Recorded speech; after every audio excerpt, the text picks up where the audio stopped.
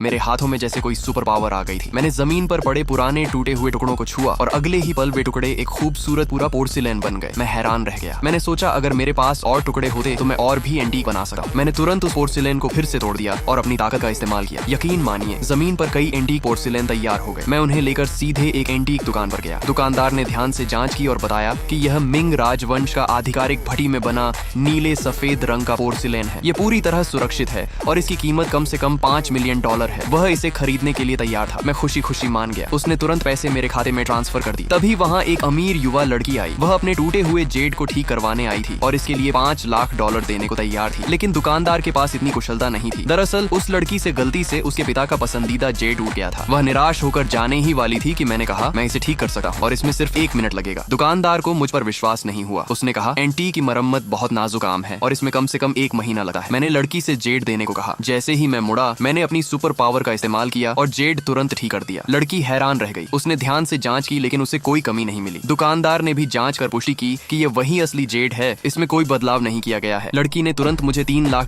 दे दिए। जब मैं घर जाने ही वाला था तब मुझे पता चला कि मेरे सबसे अच्छे दोस्त को पकड़ लिया गया है। उसने गलती से एक एंटीक पर्पल क्ले टीपॉट तोड़ दिया था और लोग उससे उसका भुगतान करवाना चाहते थे। मैंने वह टीपॉट लिया, उसे देखा और अपनी ताकत से उसे ठीक कर दिया। वहाँ मौजूद महिला हैरान रह गई। जब उसने अपना एंटीक पूरी तरह सही हालत में देखा तो उसने मेरे दोस्त को छोड़ दिया। मैं अपने दोस्त को लेकर वहाँ से चला गया। फिर मैंने अपनी बचत उसे दिखाई। वह पूरी तरह दंग रह गया। मैं सिर्फ 1 दिन में करोड़पति बन चुका था।